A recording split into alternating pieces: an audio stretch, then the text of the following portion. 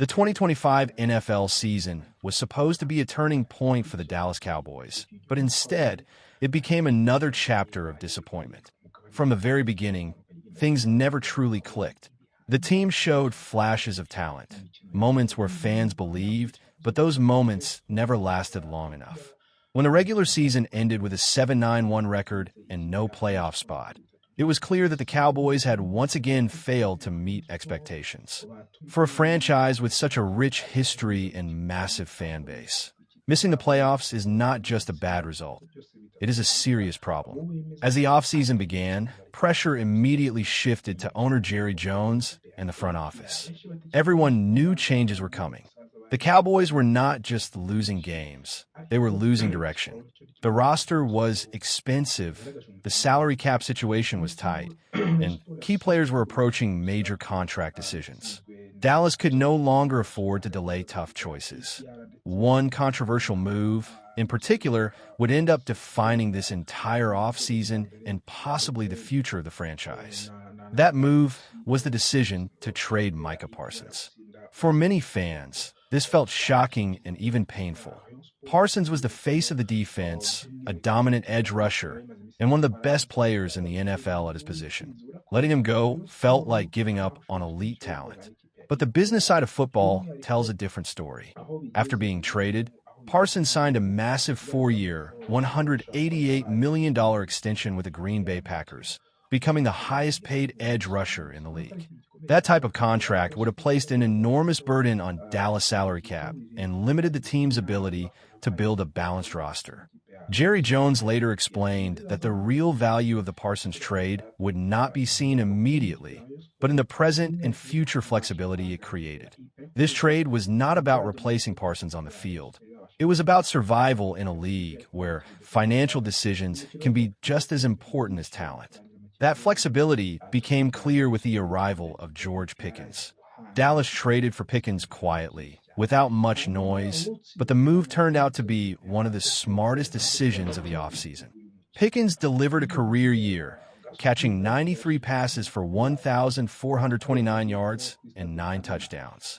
He quickly became the most reliable and explosive weapon in the Cowboys' offense. Every week, he gave Dallas a chance to compete, even when the team struggled elsewhere. Now, Pickens stands on the edge of a major payday. He is eligible for a huge contract extension before the 2026 season, and Jerry Jones made it clear that keeping him would have been impossible without trading Micah Parsons.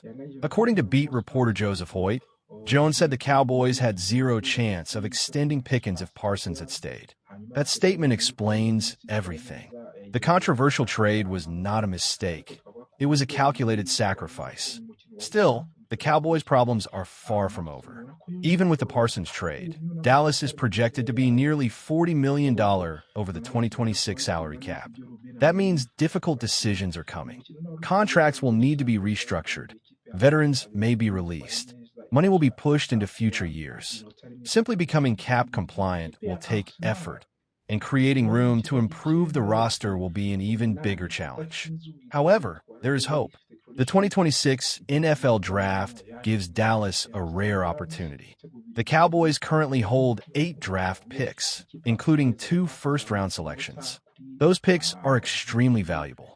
First-round players bring high-level talent on affordable rookie contracts, which is exactly what a cap-strapped team needs.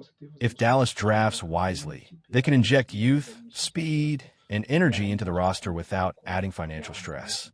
At the center of all these plans is George Pickens. Keeping him is no longer just a goal, it is a necessity. He represents the future of the Cowboys' offense and the biggest return from the Micah Parsons trade. Letting him walk would erase the entire logic behind that decision. Pickens is young, productive, and entering his prime. He gives Dallas something they have lacked for years, a true offensive identity. The Dallas Cowboys are now standing at a crossroads. The 2025 season failed, and the pain of missing the playoffs still lingers. But the offseason offers a chance to reset. The Parsons trade, while controversial, opened doors. The draft brings hope. And George Pickens gives the franchise a foundation to build on. What happens next will define the Cowboys for years to come. This is not just another offseason. This is a moment of truth. Whether Dallas rises again or remains stuck would depend on how well they handle the choices in front of them. And that is the story of the Cowboys right now, a team caught between the weight of the past and the possibility of a better future. The Dallas Cowboys officially closed the book on their season Wednesday afternoon, holding their season-ending news conference. And, as always when Jerry Jones speaks, there was a lot to unpack. Beyond the usual end-of-year reflections, one message stood out clearly. The Cowboys believe change is coming, and this time, it could be big. Jerry Jones made it clear that the organization is ready to do what he called dramatic things this offseason. And perhaps even more surprising, he openly said that finances will not stand in the way. Jones spoke honestly about the disappointment of the season and the urgency to improve immediately.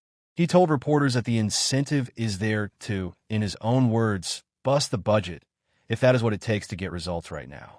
That statement alone signals a major shift in tone for a franchise that, in recent years, has often been accused of being too cautious.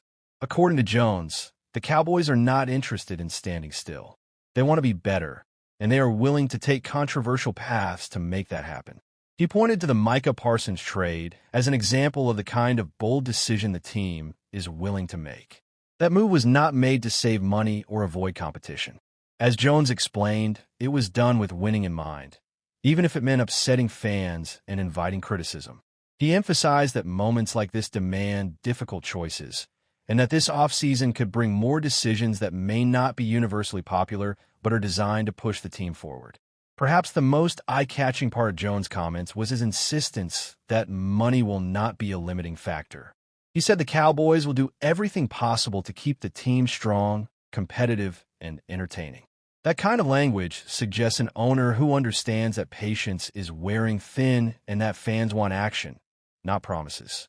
It also hints that Dallas may finally be ready to abandon its reputation as a conservative spender. If the Cowboys truly follow through on this approach, the possibilities are significant. According to Cowboys Wire's KD Drummond, Dallas could open up as much as $147 million in salary cap space if they restructure contracts and make the right moves.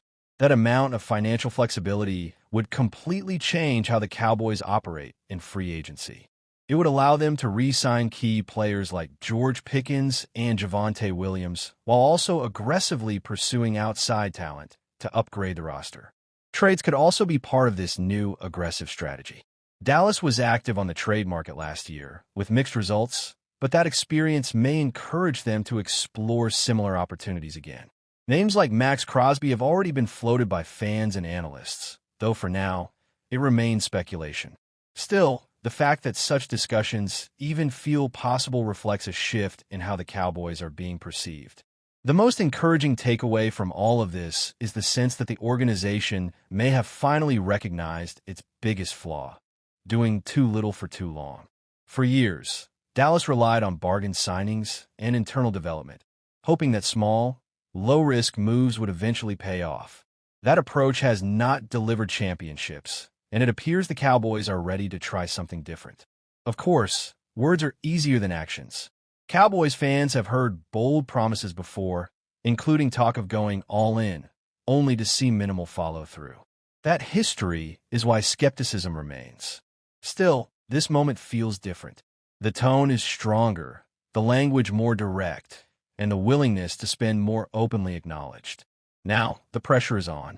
This offseason will reveal whether Jerry Jones' comments were a genuine turning point or just another offseason storyline.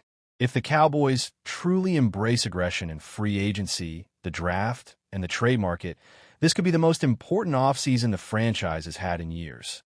Only time will tell how it all plays out, but one thing is clear: the Cowboys are promising action, and the NFL world will be watching closely to see if they finally deliver. And as the offseason begins, the front office finds itself standing at a crossroads.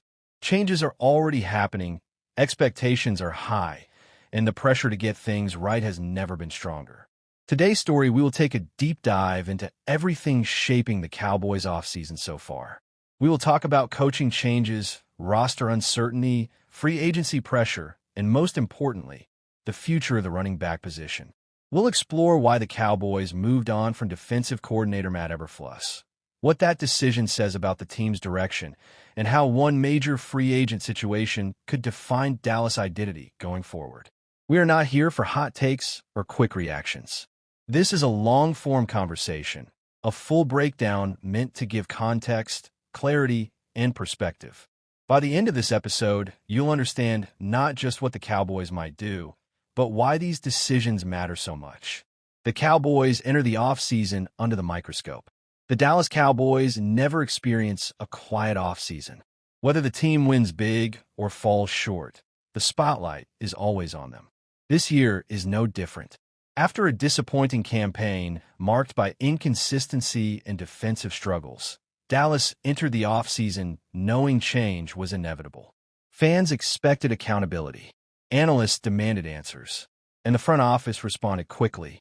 The firing of defensive coordinator Matt Eberflus was the first major domino to fall, and while it may not have shocked anyone, it set the tone for everything that followed. This move was not just about one coach. It was a signal that the Cowboys understand the urgency of the moment and recognize that standing still is not an option. Why Matt Eberflus had to go? Matt Eberflus arrived in Dallas with a reputation as a disciplined defensive mind. Early on, there was hope that his system would bring stability and toughness to a unit that needed both. But as the season unfolded, those hopes faded. The Cowboys' defense struggled in nearly every measurable category. Missed tackles, blown coverages, poor third-down efficiency, and an inability to stop the run became weekly storylines. Opposing offenses seemed to find success far too easily, and the defense failed to complement an offense that often did enough to win games. Even after the mid-season trade for Quinnen Williams, which briefly sparked optimism, the improvement was short-lived. The defense showed flashes, but flashes are not enough in the NFL. Consistency wins games, and Dallas simply did not have it. In the end, Eberflus became the most visible symbol of the defense's failures. Letting him go was less about blame and more about reset. The Cowboys needed a fresh start. Coaching changes and what they reveal about Dallas' strategy. Coaching changes are rarely isolated decisions. They usually reflect a broader organizational philosophy. In this case, the Cowboys' decision to move on from Eberflus suggests that the front office is prioritizing immediate improvement over long-term patience. Dallas is not rebuilding. This is a team that believes it can compete now. With veteran stars, a proven quarterback, and playoff expectations, the margin for error is slim. That reality makes every coaching hire, every roster move, and every contract negotiation critically important. The next defensive coordinator will need to deliver results quickly. There will be no long adjustment period. The Cowboys are in win-now mode, whether they admit it publicly or not. The other major question, the future of Javonte Williams. While coaching changes grab headlines, roster decisions often have a bigger impact on the field.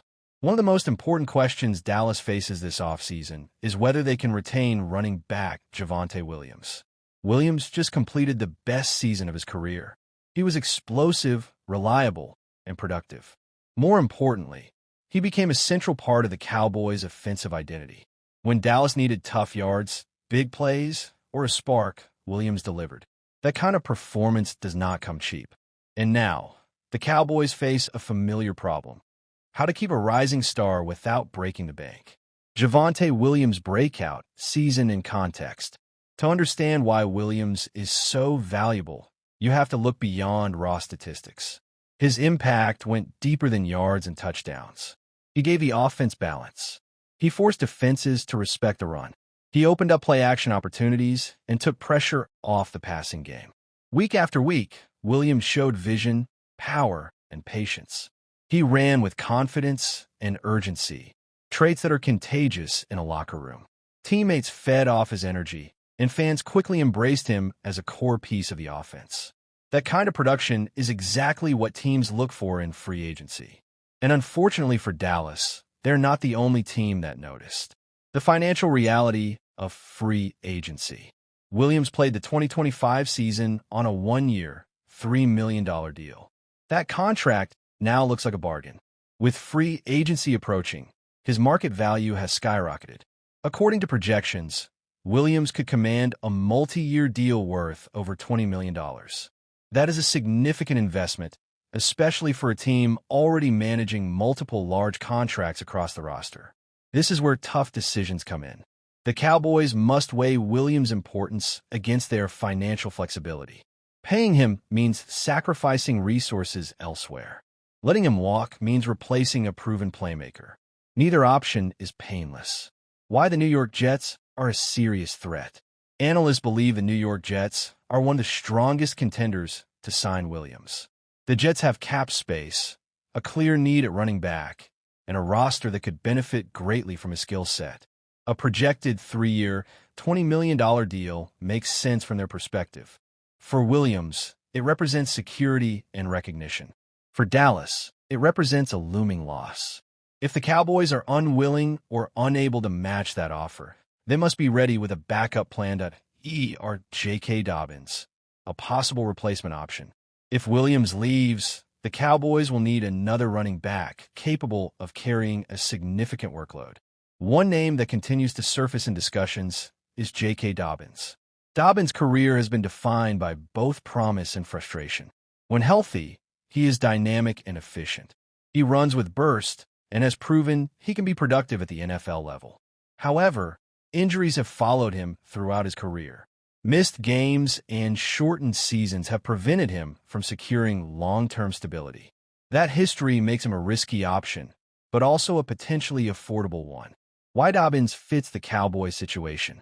From a financial standpoint, Dobbins makes sense. A 1-year, $5 million deal is manageable and low risk. It allows the Cowboys to replace much of Williams' production without committing long-term money. For Dobbins, Dallas represents an opportunity.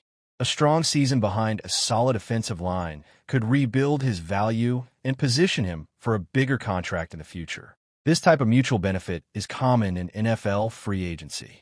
Teams take calculated risks, and players bet on themselves. Comparing Williams and Dobbins as players.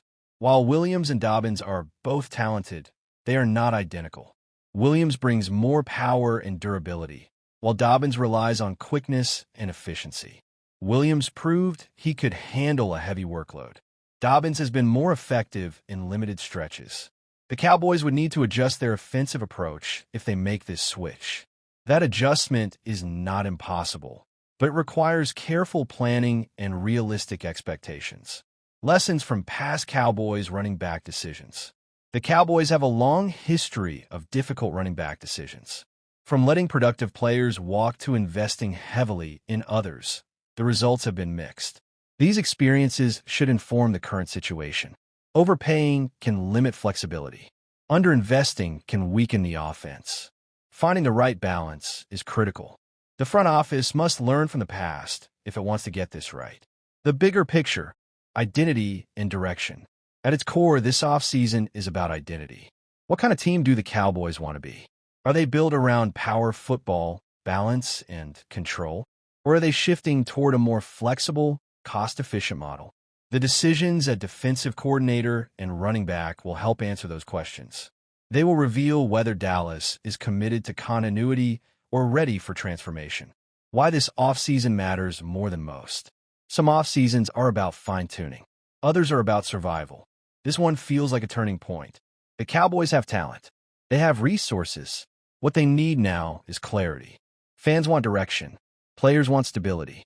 Coaches want support. How Dallas handles the next few months will shape not only the 2026 season, but the legacy of this current era. Final thoughts. Waiting for the next move. As we wrap up this episode, one thing is clear. The Dallas Cowboys are entering a defining offseason. The firing of Matt Eberflus was just the beginning.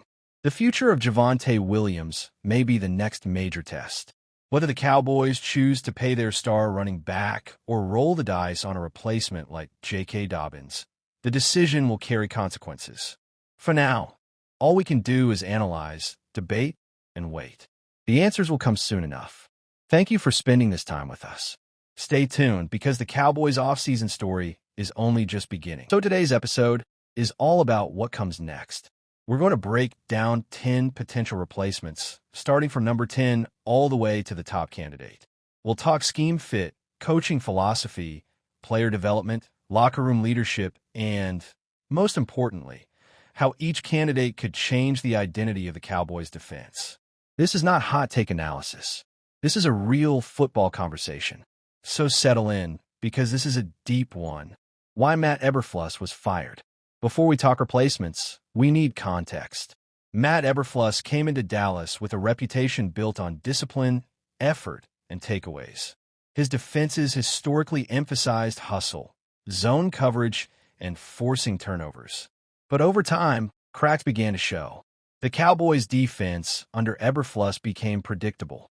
Offenses learned how to attack the soft spots in coverage, exploit mismatches in the middle of the field, and neutralize pressure packages. In big games, especially against elite quarterbacks, Dallas struggled to adjust. Missed tackles, communication breakdowns, late-game collapses. When you coach in Dallas, good is not good enough. You're judged on January football, and ultimately, the front office decided it was time to reset. 10. Gus Bradley, 49ers assistant head coach.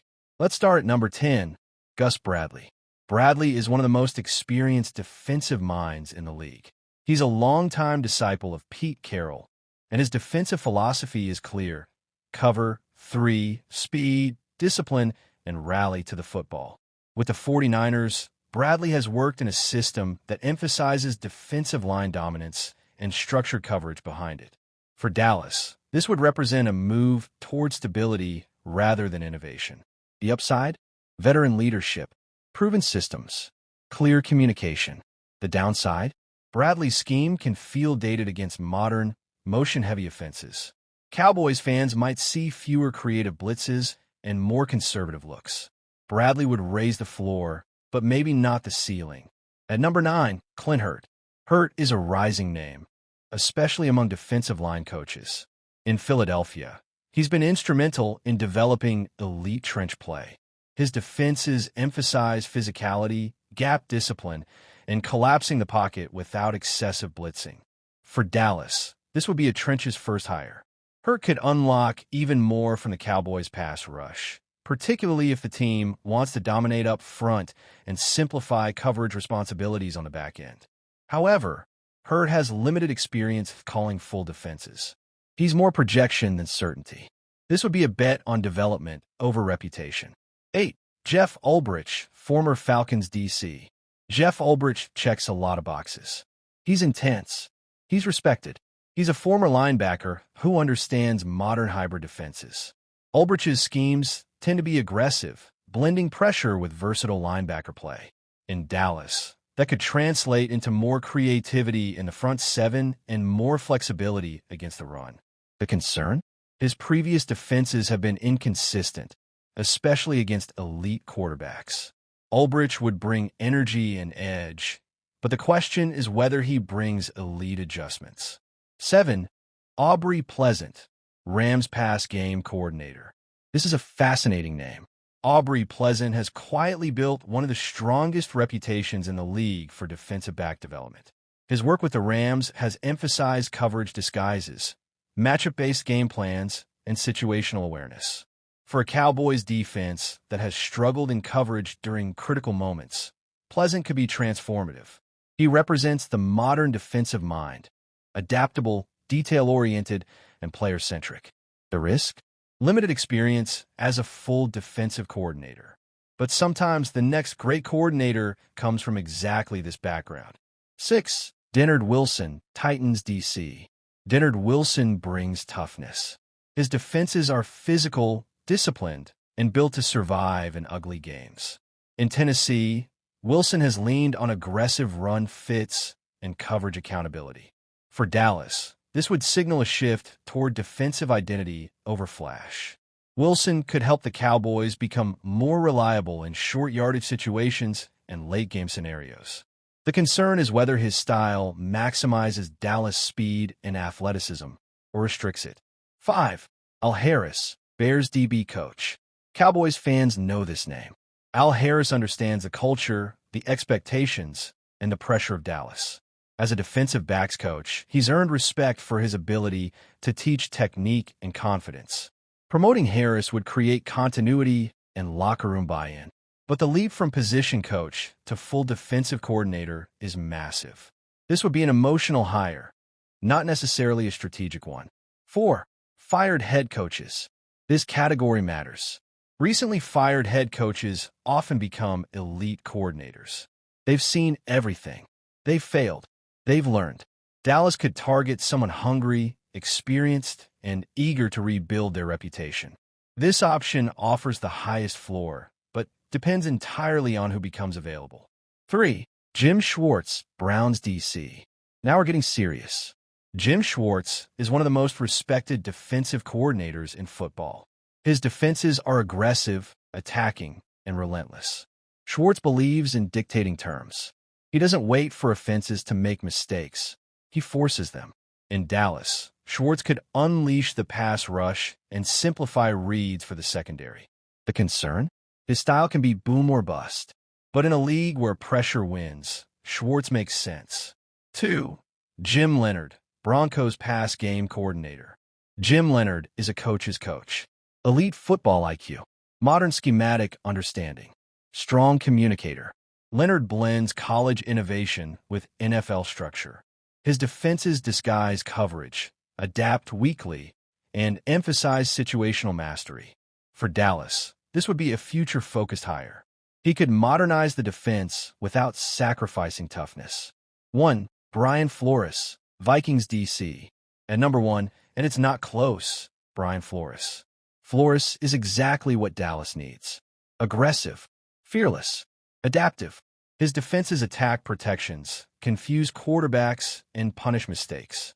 Flores doesn't run one system. He runs game plans. In Dallas, Flores could finally unlock a defense that dominates in January, not just September.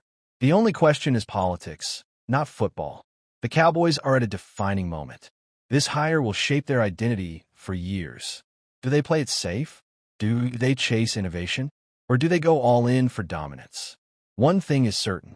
This decision will tell us everything about where the Cowboys believe they are as a franchise. Cowboys Nation talking, arguing, and sometimes fighting on the timeline, and that's the mock draft and trade debate. With the Cowboys locked into the number 12 overall pick in the 2026 NFL Draft, the big question isn't just who they'll take, but whether they should stay right where they are, trade up, or trade back. And this is where philosophy comes into play, because how you approach this decision tells you a lot about how the Cowboys view their roster and their urgency to win right now. If the Cowboys stay put at number 12, they're betting that one of their true top-tier prospects falls into their lap. This is the safest option. No extra draft capital spent, no panic move, just letting the board come to you. In most mock drafts, this is where players like Arvell Reese, Sonny Styles, Caleb Downs, or one of the top edge rushers could realistically be available. Staying at 12 means trusting your scouting department and trusting that patience will be rewarded. For a front office that values discipline, this approach makes a lot of sense. But now let's talk about trading up, because this is where things get controversial. Trading up from 12 would signal that the Cowboys believe there is a true difference maker at the top of the board who cannot be missed. Maybe that's Caleb Downs if he starts slipping but won't make it past the top 10. Maybe it's a dominant edge rusher like Reuben Bain Jr., who the Cowboys believe can change games immediately. Trading up costs draft capital, and that's the risk. You're sacrificing future depth for present impact. The question is whether this roster is close enough to justify that kind of move. If the Cowboys trade up, they're essentially saying, we know exactly who we want, and we're not leaving it a chance. That can be powerful, but it can also be dangerous. Miss on that pick, and you've set yourself back not just for one season, but for multiple years. Cowboys fans have seen both sides of this before. Aggressive moves can redefine a team, but they can also haunt you. Now let's flip the script and talk about trading back, because this might actually be the most realistic scenario of all. Trading back from number 12 would mean the Cowboys believe the talent drop-off is minimal and that they can still land a quality starter later in the first round.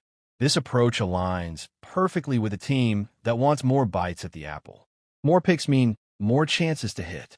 If Dallas can move back 5 to 8 spots and still land a corner like Mansour Delane, an edge like David Bailey, or a tackle like Spencer Fano, while adding an extra second or third-round pick, that's a win on paper.